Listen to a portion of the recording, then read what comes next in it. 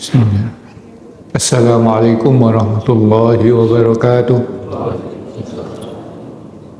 Alhamdulillahi rabbil alamin. Wassalatu wassalamu ala ashrafil anbiya'i wal mursalin wa ala alihi wa ashabihi wa man tabi'ahum bi ihsan ila yaumiddin. Amma ba'du, fa ya ayyuhal muslimun ittaqullaha haqqa tuqatih wa la tamutunna illa wa antum muslimun. Allahumma allimna ma yanfa'una wanfa'na bima 'allamtana. Subhanaka la 'ilma lana illa ma 'allamtana innaka antal alimul hakim.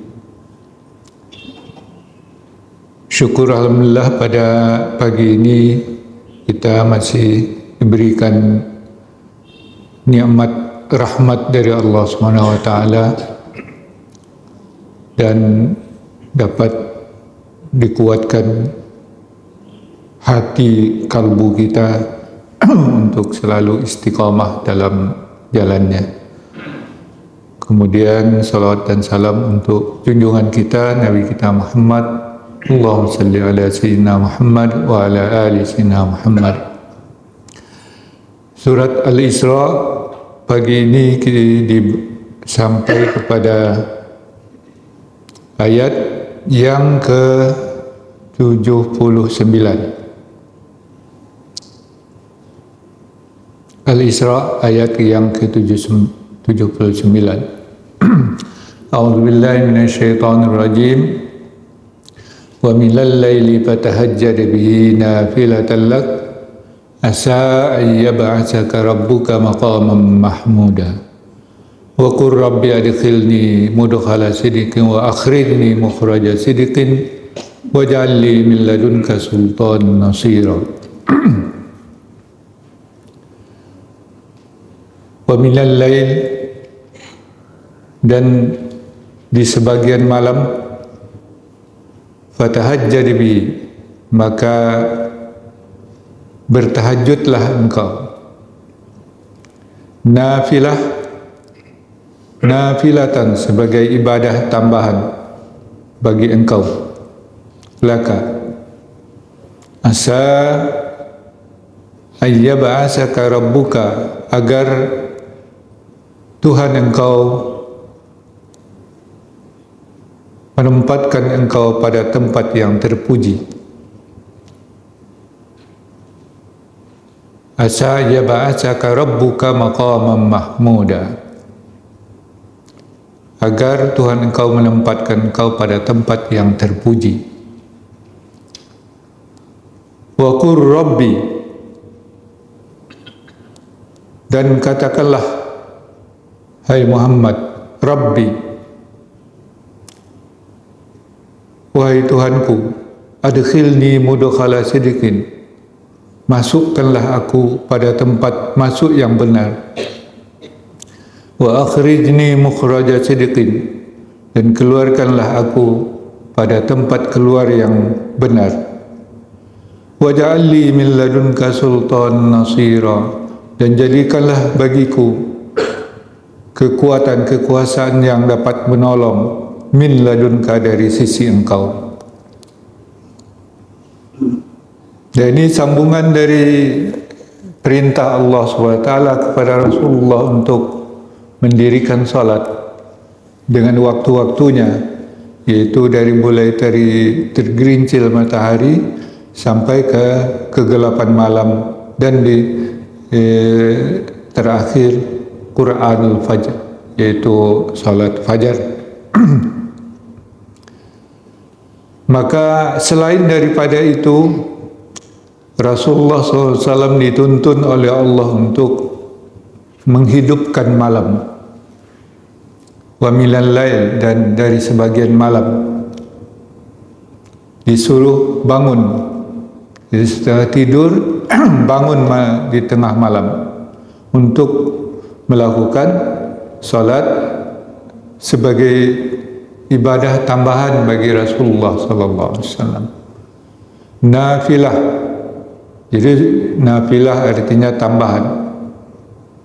Tapi para sahabat dan tabi'in memahami nafilatan ini adalah kewajiban bagi Rasulullah sallallahu alaihi wasallam. Ya.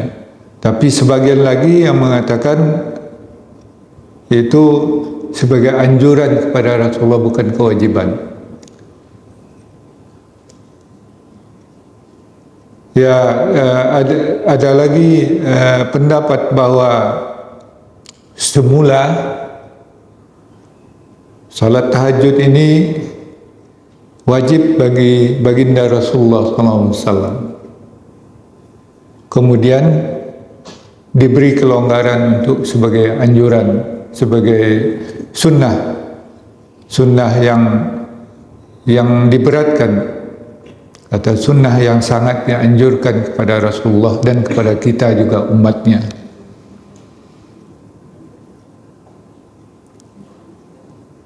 Ya, terlepas dari itu,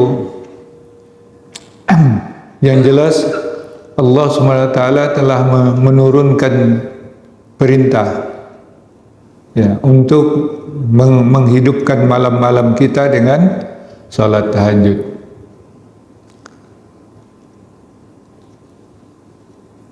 Itu tentu saja bagi Rasulullah SAW kewajiban yang dia laksanakan, apakah itu wajib atau sunnah, Rasulullah telah menjalaninya. Ya, dia tidak pernah, kecuali kalau di dalam keadaan musafir, dalam keadaan peperangan. Tapi selama Rasulullah SAW tidur di rumah, maka malam-malamnya hidup dengan salat tahajud.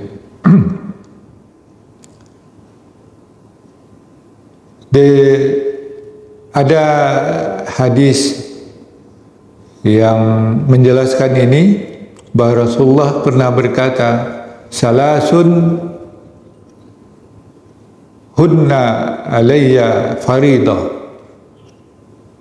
wa sunnatul lakum,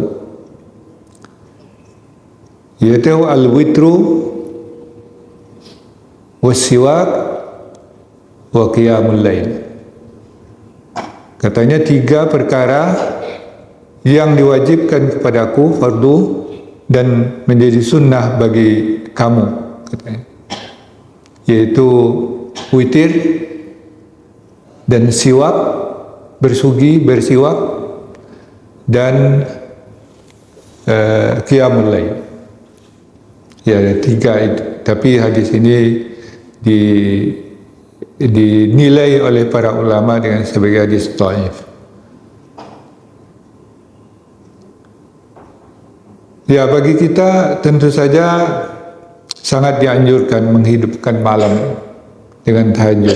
Kalau Rasulullah SAW diriwayatkan oleh Imam Muslim bahwa beliau antara Isya dan subuh itu salat, katanya shalla asyrata rakaat wa yusalli rakaatain summa autara biwahidah. Ada sahabat yang bertanya, atatakallahu bis salah wa qad ghafarallahu ma taqaddama min dzambika wa ma ta'akhkhar.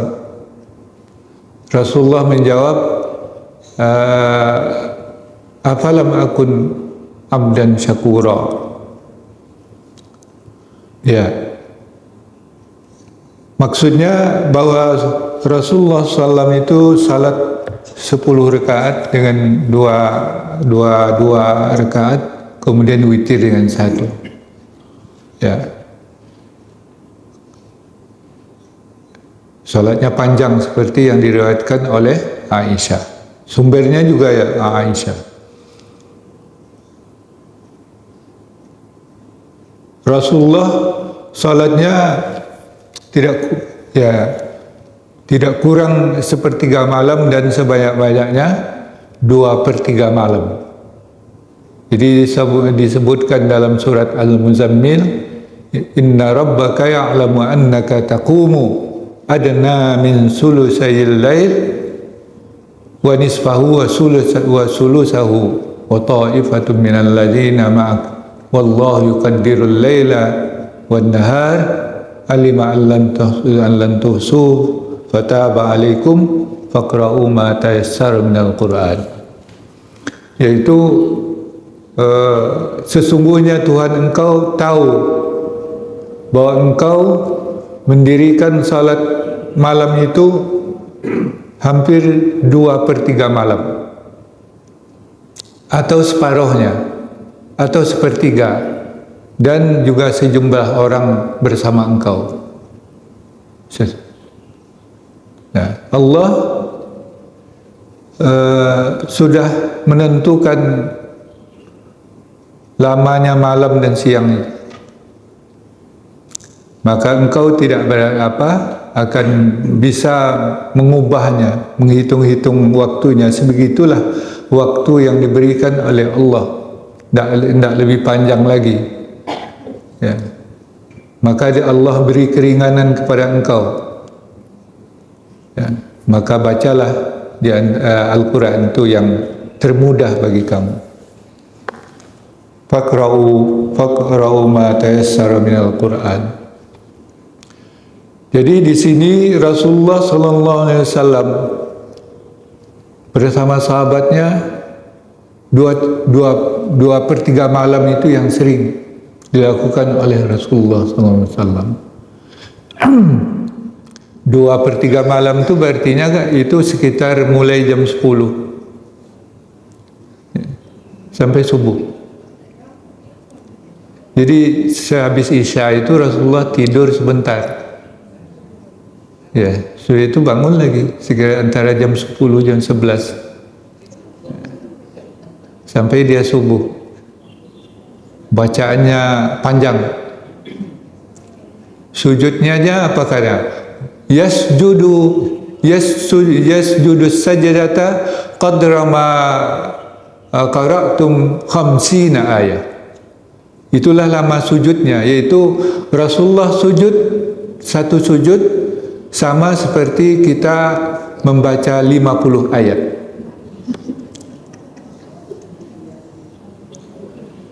Jadi sujudnya Rasulullah di dalam tahajud. Ya, seberapa lama kita membaca 50 ayat, seperti itulah kira-kira lamanya sujud Rasulullah sallallahu alaihi wasallam. Bacaannya juga panjang-panjang dan bagus, kata Aisyah. Maka Rasulullah salat 10 rakaat itu dan witir sudah tidak bisa nambah lagi karena fajar sudah mau terbit. Nah, itulah yang dijalani oleh Rasulullah malam demi malam. Lalu heranlah Rasulullah, para sahabat, apakah engkau memberatkan diri engkau dengan ibadat yang seperti ini? Lalu kami tidak sanggup ini ya Rasulullah. Padahal engkau sudah diampuni dosa engkau, baik yang sudah dulu terdahulu maupun yang dosa yang terkemudian. Wa qad ghafarta ma taqaddama min dzambika wa qad ghafarallahu laka ma taqaddama min dzambika wa ma ta'akhkhar. Allah telah mengampuni engkau yang dosa yang terlalu dan dosa yang sudah kemudian. Untuk apalah engkau memberatkan diri untuk salat begini? Ya, Rasulullah menjawab, afalam akun abdan syakura. Apakah tidak pantas bagiku untuk menjadi hamba yang bersyukur?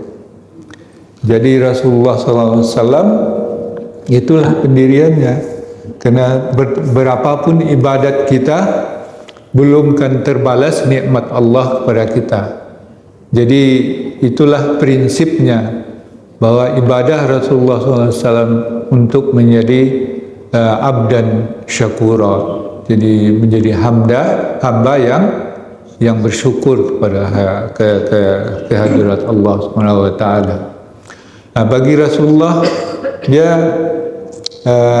asa ayyaba'asaka maqaman mahmuda, agar Allah membangkitkan engkau hai Muhammad kepada tempat yang terpuji.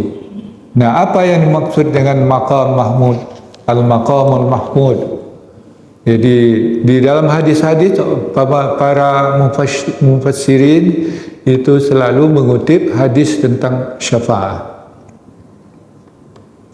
Jadi yang dimaksud dengan maqam mahmudan bagi Rasulullah SAW itu adalah Allah memberikan otoritas kepada Rasulullah untuk memberikan syafaat kepada umatnya, kepada umat manusia ini.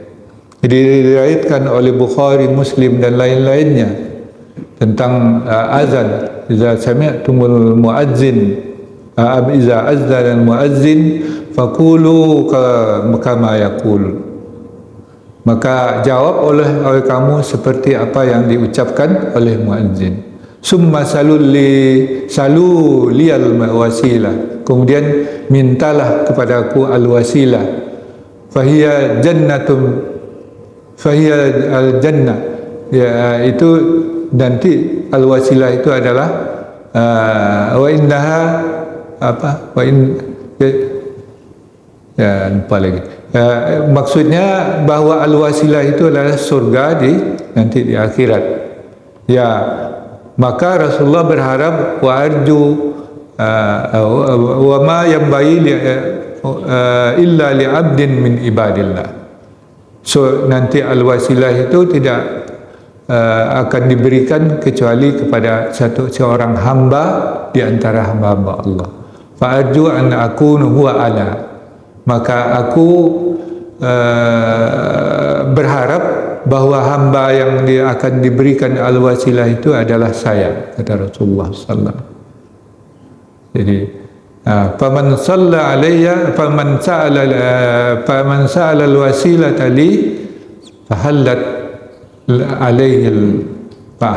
alaihi syafa'ah. Maka siapa yang meminta kepada Allah al-wasilah bagiku, maka dia nanti akan mendapat syafaat. Ya, itulah hadis-hadis, contoh hadis-hadis yang dikutip oleh para mufassirin tentang maqam mahmuda. Jadi adalah hak istimewa yang diberikan oleh Rasulullah SAW, oleh Allah Subhanahu Wa Taala kepada baginda Rasulullah Sallallahu Alaihi Wasallam berupa hak memberikan syafaat. Ya, man shalla alayya salatan sallallahu alaihi ashran. Siapa yang bersalawat kepadaku satu salawat, maka Allah akan bersalawat untuknya 10 kali. Jadi wa man qala wa iza wa man qala hina sami al muazzin rabb doa setelah azan itu apa? Allahumma rabb hadhihi ad-da'wah at-tammah was salatul qa'imah ati muhammadanil wasilata wal fadilah. Nah, ini jadi itu halat alaihi syafaat. Nanti orang yang selalu menjawab azan dengan doa itu akan mendapat syafaat nanti dari Rasulullah SAW di hari akhir, di hari kiamat.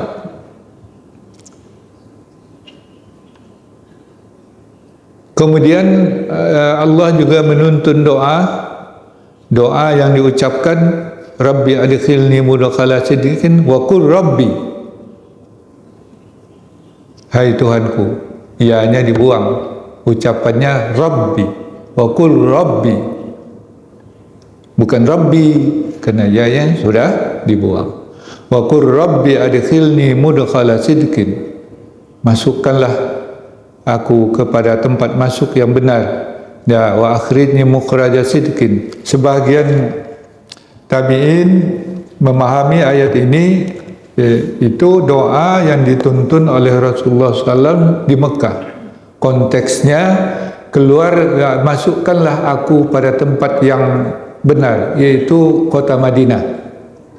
Jadi Rasulullah hijrah ke tempat yang benar, masuk ke kota yang benar atau ke negeri yang benar. Dan keluarkanlah aku di tempat keluar yang benar, yaitu keluar dari kota Mekah. Tapi sebagaimana yang disebutkan oleh yang lain-lainnya, itu lebih umum. Maksud dari doa ini adalah lebih umum, yaitu masukkanlah aku ke tempat masuk yang benar, maksudnya ke dalam ketaatan kepada Allah SWT, dan keluarkanlah aku pada tempat keluar yang benar, yaitu keluar dari segala yang dilarang oleh Allah. Itu kan lebih umum. Dan ada juga masukkanlah aku pada tempat masuk yang benar, yaitu dalam kehidupan ini, kehidupan yang benar, dan keluarkanlah aku dari kehidupan ini ketika mati nanti pada tempat keluar yang benar, yaitu masuk ke dalam syurga. Ya, seperti itu makna daripada Rabbi adkhilni mudkhala sidqin wa akhrijni mukhraja sidqin. Dari ini doa yang langsung diajarkan atau dituntunkan oleh Allah kepada baginda Rasulullah SAW, yang juga tentu bagus kita baca juga, agar menguatkan hati kita untuk selalu istiqamah dalam jalan yang benar. Dan akhirnya waja'alli min ladunka sultanan nasira, dan kita meminta Rasulullah dituntun untuk meminta kekuasaan dari Allah. Kekuasaan itu yang dapat menolong, jangan yang menggolong, ya. Jadi kekuatan yang bisa menolong untuk selalu kita terlindungi daripada segala halangan dan rintangan yang akan mengganggu dalam menjalankan kehidupan kita ini, supaya masuk di tempat yang benar, keluar di tempat yang benar. Seperti kalau dulu di musim haji itu, kalau kita masuk Masjidil Haram ditandai pintu tuh. Jadi pintu itu benar masuknya. Nanti keluar juga ditandai. Kalau salah keluarnya, itulah yang jadi masalah. Tersesatlah dia. Kira-kira seperti itulah. Ya. Kalau kita masuk tidak pada tempatnya, ya akan nanti keluar juga tidak pada tempatnya, akan tersesatlah kita. Itulah tausiah atau pesan-pesan dari ayat ini. Mudah-mudahan dapat kita pegang. Wallahu a'lam bishawab. Ya. Silakan kalau ada yang akan kita diskusikan. Yep.